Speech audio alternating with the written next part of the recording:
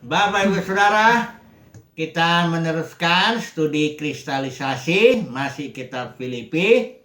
Ini sudah tema yang ketiga. Tentang temanya kita ambil tentang pengenalan akan Kristus. Tapi konteksnya di pasal 3 itu Paulus sedang berbicara tentang anjing-anjing dan penyilat-penyilat palsu, pekerja-pekerja jahat yang ajaran mereka itu dan atau gaya hidup mereka itu sangat lahiriah, bermegah lah karena hal-hal yang lahiriah ya. Kita sudah bahas itu dua topik mengenai itu, dan hari kali ini kita akan melihat bahwa Paulus justru menganggap itu yang hal-hal yang lahiriah, yaitu kemegahan yang lahiriah itu sebagai sampah karena dia ingin mendapatkan Kristus. Nah, ini yang kita mau coba pelajari hari ini ya. Mari kita baca dulu Filipi pasal 3 ayat 7 sampai 11 ya. Tetapi apa, ini saya pakai LAI ya. Tetapi apa yang dahulu merupakan keuntungan bagiku, sekarang kuanggap rugi karena Kristus. Malahan segala sesuatu kuanggap rugi karena pengenalan akan Kristus Yesus, Tuhanku, lebih mulia daripada semuanya. Oleh karena dialah aku telah melepaskan semuanya itu dan menganggapnya sampah, supaya aku memperoleh Kristus dan berada dalam Dia, bukan dengan kebenaranku sendiri karena mentaati hukum Taurat, melainkan dengan kebenaran karena kepercayaan kepada Kristus, yaitu kebenaran yang Allah anugerahkan berdasarkan kepercayaan. Ayat 10, yang kukehendaki ialah mengenal Dia dan kuasa kebangkitannya dan persekutuan dalam penderitaannya, di mana aku menjadi serupa dengan Dia dalam kematiannya, supaya aku akhirnya beroleh kebangkitan dari antara orang mati. Jadi konteksnya di sini ketika Paulus mengatakan bahwa segala sesuatu kuanggap rugi, itu adalah yang dimaksud itu kemegahan-kemegahan yang lahiriah yang dulunya dia miliki. Karena guru-guru palsu ini ya, anjing-anjing, pekerja jahat, pengingat palsu itu, mereka itu membuat umat Tuhan terfokus kepada perkara-perkara lahiriah, jasmani, dan bermegah di dalamnya. Nah, ini yang Paulus lawan. Dia bilang begini, sebenarnya kalau soal bermegah ke dalam perkara, dalam hal-hal lahiriah, aku juga punya hal-hal. Dia bilang di sini, disunat pada hari ke-8 dari bangsa Israel, dari suku Benyamin, orang Ibrani asli, tentang pendirian terhadap hukum Taurat aku orang Farisi, tentang kegiatan aku penganiaya jemaat, tentang kebenaran dalam mentaati Taurat aku tidak bercacat. Nah, jadi sebenarnya kalau mau bermegah Paulus akan hal-hal itu, karena sebagai seorang yang agamawi lah ya, itu Paulus punya kemegahan di dalam Yudaisme, katakan begitu ya. Dia bahkan di antara orang-orang sebayanya dia bilang saya jauh lebih maju. Jadi ada suatu kebanggaan kayak Gamaliel itu di zamannya itu dia dihormati oleh orang banyak ya sebagai ahli Taurat. Itu kemegahan yang begitu, Paulus bilang aku anggap sampah. Aku tinggalkan supaya aku mau ini memperoleh Kristus ya, mendapatkan apa dikatakan di sini, dan berada dalam Dia, bukan dengan kebenaranku sendiri karena mentaati hukum Taurat, melainkan dengan kebenaran karena kepercayaan kepada Kristus. Jadi kemegahannya dia yang dulu memang itu kemegahan karena dia mentaati aturan Taurat ya, menjadi terkenal lah di dalam agama Yahudi atau Yudaisme. Dan dia tinggalkan itu agar dia mendapatkan Kristus ini. Ya, Kristus yang ini yang didapatkannya ini enggak yang lahiriah, enggak bersifat lahiriah dia. Karena Kristus ini didapatkan Paulus, nanti kita melihat ini ya. dengan yang kukendaki 10 nih, yang kukendaki ialah mengenal Dia dan kuasa kebangkitannya, persekutuan dalam penderitaannya, di mana aku menjadi serupa dengan Dia dalam kematiannya, supaya aku akhirnya beroleh kebangkitan dari antara orang mati. Jadi begini, Paulus ingin mendapatkan Kristus itu dengan caranya, ya, tapi ini semua anugerah ya. Ini kebenaran berdasarkan kepercayaan. Jangan saudara pikir ini sesuatu usaha Paulus juga untuk seperti dia berusaha di dalam agama Yahudi. Bukan begitu. Ini memang semuanya anugerah. Cuma memang inilah jalan yang harus dilalui ya. Yaitu di sini dikatakan Paulus bilang dia ingin mengenal kuasa kebangkitan. Ya. Jadi hayat itu kuasa kebangkitan, karena kuasa hayat inilah yang tidak terkalahkan oleh maut. Jadi ketika upah dosa itu maut, ketika manusia berbuat dosa, kita semua mendapatkan jenis hidup yang Alkitab bilang maut. Di mana di dalam maut ini tidak ada damai sejahtera Kristus, sukacita Kristus. Pokoknya tidak ada lah kaitannya dengan hayat Kristus.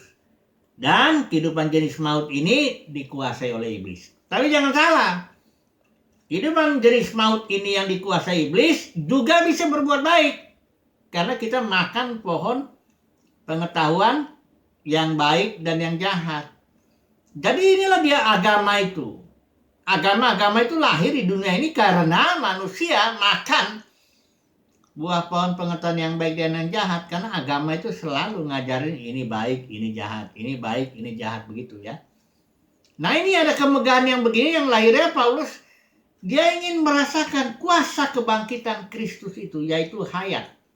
Karena ketika Kristus mati, dia masuk ke alam maut, dia bangkit. Kenapa? Karena maut tidak bisa mengalahkan hayat Kristus itu. Nah itu kuasa kebangkitan yang begitu yang ingin Paulus kenal gitu ya. Dia ingin tahu. Karena itulah artinya percaya, memperoleh Kristus itu artinya memperoleh kuasa kebangkitannya itu. Mengenal Kristus itu artinya mengenal hayat kebangkitan ya. Jadi kita menjalani suatu jenis kehidupan yang baru yang di dalamnya ada kasih, sukacita, damai sejahtera Kristus, kesabaran, kemurahan, kebaikan Kristus, kesetiaan, kelemah lembutan, dan penguasaan diri Kristus. Ya, itu yang Paulus rindukan. Ya. Tapi untuk mendapatkan itu, Paulus bilang juga di sini ayat 10, bukan hanya kuasa kebangkitan yang dia ingin kenal, karena itu nggak bisa dipisahkan. Di sini dikatakan persekutuan dalam penderitaannya. Berkoinonia di dalam penderitaan Kristus. Supaya apa? Dikatakan di sini supaya aku jadi serupa dengan Dia dalam kematiannya. Karena nggak mungkin Kristus bangkit kalau Dia tidak mati dulu. Ya. Demikian juga Paulus nggak mungkin dia mengalami kuat atau mengenali atau menikmati kuasa kebangkitan Kristus kalau dia tidak bersekutu dalam penderitaan Kristus, dalam arti kematiannya itu. Jadi ini satu paket ini ya, mati bangkit itu ya satu paket. Nggak bisa orang, saya mau mendapat Kristus tapi saya nggak mau fellowship dengan penderitaannya, nggak bisa. Itu sudah nggak mungkin, karena itu satu paket ya. Namanya orang bangkit. Mana mungkin orang bangkit kalau tidak mati? Mana mungkin Paulus atau kita mengalami kuasa atau menikmati atau mengenal kuasa kebangkitan Kristus kalau tidak bersekutu dengan Dia, berkoinonia dengan Dia dalam penderitaannya atau dalam kematiannya. Tidak mungkin. Nah jadi di sini Paulus juga bilang ya, bukan seolah aku telah memperoleh hal yang telah sempurna ya, tapi dia mengejarnya. Nah, baik saudara, mari dulu kita aplikasikan dulu ini langsung lah ya. Poin pertama ini yaitu mengenal Kristus dalam arti mengenal kuasa kebangkitannya dan fellowship dalam penderitaannya. Jadi begini Bapak Saudara, semua memang kasih karunia. Kita bisa percaya kepada Tuhan Yesus itu karena kita dipilih. Jadi dipilih kita karena kehendak Bapa. karena kedaulatan Bapa kita dipilih ya untuk percaya. Tapi ingat di sini juga dibilang kepadamu ayat pasal 129, kepadamu dikaruniakan bukan saja untuk percaya kepada Kristus, melainkan juga untuk menderita untuk Dia. Karena memang itu sudah saya bilang tadi, satu paket. Ya, memang kasih karunia, memang pilihan Tuhan. Kalau kita bisa percaya kepada Tuhan Yesus, ya itu udah pilihan Tuhan, kasih karunia. Tapi kita harus melalui ini prosedurnya untuk mengenal Kristus itu. Prosedurnya apa? Ya mengalami kematian atau fellowship dalam penderitaannya atau dalam kematiannya, dan akhirnya mengalami kuasa kebangkitannya.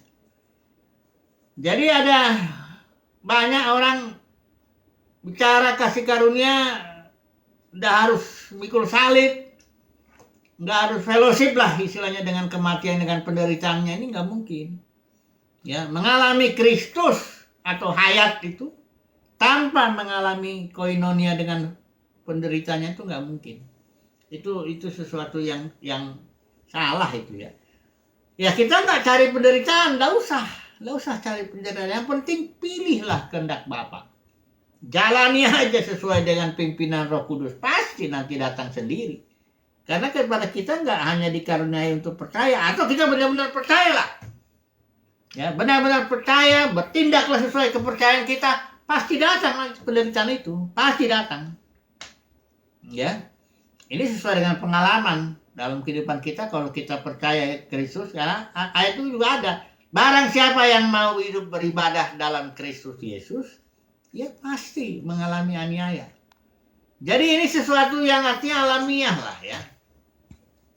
Saudara dan saya dipanggil ya, bukan untuk bermegah akan hal-hal lahiriah, tapi untuk belajar berkoinonia dalam penderitaan Kristus dan juga mengalami kuasa kebangkitannya.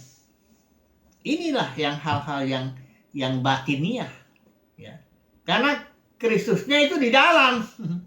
Kita bilang Christ in you, ya Kristusnya di dalam batin. Tapi ini pengharapan akan kemuliaan, the hope of glory. Artinya ketika nanti kita lihat ya, poin kedua tuh warga negara itu ketika datang di situ kita tampil. Tapi ini dulu poin pertama ini Christ in you ini. Jadi kemuliaan kita tuh batiniah sifatnya. Ya, perjuangan kita itu batiniah sifatnya. Ya bukan kita nggak peduli sama sekali dengan hal-hal yang lahiriah. Karena yang lahiriah itu nanti ada waktunya ya, dia kerajaan sorga itu akan tampil di muka bumi ini, termanifestasi. Tapi saat ini the kingdom of God is within you, di dalam dia, masih di dalam hal-hal batiniah, masih di dalam dia, belum termanifestasi secara penuh. Jadi makanya fokus kita batiniah ya. Saudara dan saya harus fokus kepada perkara-perkara batiniah. Petrus juga menasihati kalau perempuan ya bukan gak boleh berdandan, bukan berarti nggak usah nyisir rambutnya, enggak. Tapi berdandanlah seperti perempuan beribadah dan fokus kepada apa ya, dandanan batiniah kayak gitulah ya. Ini lawan daripada guru-guru palsu ini. Kalau guru palsu ini atau anjing, kalau palsu bilang di sini anjing-anjing, penyunat palsu, pekerja jahat, itu selalu memang fokusnya kepada hal-hal yang lahiriah. Sama dalam dunia kekristenan juga. Apa sih kejatuhan gereja itu sebenarnya? Coba dulu saya renungkan. Sebenarnya apa sih kejatuhan gereja itu? Atau bedanya gereja mula-mula dengan gereja yang sudah pecah ini sekarang ini, bedanya apa? Sederhana sekali. Kalau gereja mula-mula itu dia memang fokus kepada perkara batiniah. Ya. Mereka kan punya ada gedung-gedung, tidak ada pemimpin yang tarik murid-murid bermegah gitu atas organisasi yang besar, gedung yang besar, dan sebagainya yang gede-gede yang kelihatan dengan mata itu tidak ada. Mereka hidup sebagaimana wajarnya aja. Yang bekerja apa semua, tapi kekuatan mereka itu ya kekuatannya dahsyat sekali. Dampak dan pengaruhnya kepada dunia itu ya luar biasa. Nah sekarang ini gimana? Larinya ke gedung-gedung yang besar, organisasi yang besar, pengkhotbah yang besar, semua yang besar-besar yang kelihatan dengan mata jasmani itu. Ya. Jadi itu aja kejatuhannya. Kejatuhan gereja itu apa? Dari yang batiniah menjadi yang lahiriah, itu aja. Ya. Coba deh, saudara dengar ya, khotbah ya. Ya 10 menit, 15 menit, saudara bisa ngerasa gitu di dalamnya. Ini khotbah arahnya nih lahiriah. Kemegahannya nih kemegahan lahiriah. Walaupun dia nyebut kebaikan Kristus ya, Tuhan mengasihi kamu, tapi arahnya itu. Ini sebenarnya umat pilihan Tuhan tahulah itu, karena di dalam umat pilihan Tuhan ada pengurapan. Ya, di dalam batinnya itu ada Christ in you, itu ada pengurapan yang mengajari dia segala sesuatu. Begitu dia dengar, dia sudah tahu. Kayak seorang domba-domba umat atau umat pilihan Tuhan, domba itu kan dia mengenal suara gembalanya. Kalau suara pencuri, perampok itu kalau di Yohanes 10 itu orang Farisi, ahli Taurat itu pencuri dan perampok, dan mereka itu hamba mamon semua itu. Dalam Injil Lukas dijelaskan mereka itu hamba mamon dan sangat-sangat lahiriah. Kemegahan mereka memang kemegahan yang lahiriah. Itulah yang Paulus bilang. Di zaman waktu Yudaisme aku juga punya kemegahan yang kayak gitu. Nah, jadi poin pertama, mengenal Kristus adalah pengenalan batiniah. Dalam arti berkoinonia dengan penderitaannya supaya nanti mengalami kuasa kebangkitannya. Ini poin pertama ya. Yang kedua, mengenal Kristus ini juga dikatakan di sini menantikan, artinya saya baca dulu ya. Kita sebagai warga negara sorga. Mari kita baca ke Filipi 3 ayat 20 sampai 21. Karena ini sambungan ya. Oke. Karena kewargaan kita adalah di dalam sorga, dan dari situ juga kita menantikan Tuhan Yesus Kristus sebagai juru selamat yang akan mengubah tubuh kita yang hina ini sehingga serupa dengan tubuhnya yang mulia menurut kuasanya yang dapat menaklukkan segala sesuatu kepada dirinya. Nah, poin kedua, Paulus mengingatkan ya, setelah dia menyebut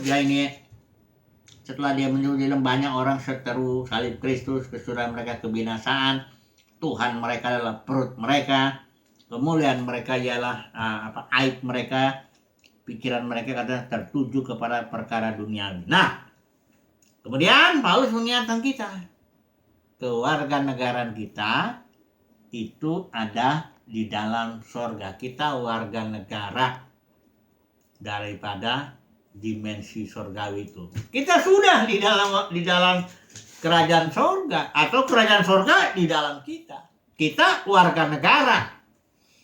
Ya, memang kita masih dalam tubuh jasmani, hidup di bumi ini. Tapi dalam kondisi itu, ini dikatakan di sini, dari situ juga, perhatikan 20, dari situ juga kita menantikan, dari dalam kondisi kita sebagai warga negara sorgawi, dari situ juga kita menantikan Tuhan Yesus sebagai juru selamat yang akan mengubah tubuh kita yang hina ini sehingga menjadi serupa dengan tubuhnya yang mulia. Artinya, ini yang dijelaskan oleh Paulus. Saya minta bantuan dulu dari surat Roma. Ya, di surat Roma keselamatan itu ada 3 aspeknya. Justification by faith, itu artinya dibenarkan karena iman. Baru sanctification by faith, pengudusan oleh iman juga. Nah, yang terakhir ini glorification by faith, inilah dia tubuh kita yang hina diganti dengan tubuhnya yang mulia. Kita menjadi serupa dengan tubuh Yesus. Tubuh Yesus yang mulia itu bisa tembus tembok ya, waktu dia tubuh kebangkitan itu. Dia kalau mau makan dia bisa makan ya, tapi nggak perlu kayaknya makan begitu, pasti nggak perlu lah ya. Dia tubuhnya ya kita belum pernah merasakan, tapi sudah kita lihat lah luar biasa itu tubuh itu ya. Bisa dipakai untuk melayani Tuhan luar biasa. Nah, itu dia. Mengenal Kristus adalah mengenal tubuhnya juga. yang akan tubuh kebangkitan menjadi sama. Wah, ini dahsyat sekali. Ya, itulah dia ketika termanifestasi Kristus yang di dalam ini, itulah kemuliaannya. Kemuliaan kita juga itu memakai tubuh kemuliaannya. Ini pengenalan. Ini perkara-perkara yang batiniah ya, walaupun nanti terekspresi juga. Ini yang kembali ya. Jangan saudara bermegahlah dengan hal-hal yang lahiriah ya. Ya, kalau ya Paulus bilang asal ada makanan dan pakaian. Tuhan juga ada janji kok, cari dahulu kerajaan sorga yang dalam kita ini. Nanti yang ini kan ditambahkan. Ya, enggak usahlah terlalu di kalau khotbah itu arahnya kok jangan, ini memang guru palsu emang gitu. Guru palsu itu dia sendiri sangat jasmania. Dia sendiri hamba mammon. Dia sendiri cinta dunia ini. Cinta apa yang ada dalam dunia, keinginan daging, keinginan mata, keangkuhan hidup. Ya itu dia juga begitu. Makanya kalau dia cari ayat-ayat larinya ke situ. Ke hal-hal yang lahiriah ini. Tapi kalau kita cinta Tuhan, seperti Paulus ini mau mengenal Kristus, khotbah kita arahnya ke sana. Koinonia dengan penderitaan Kristus agar mengalami kuasa kebangkitannya.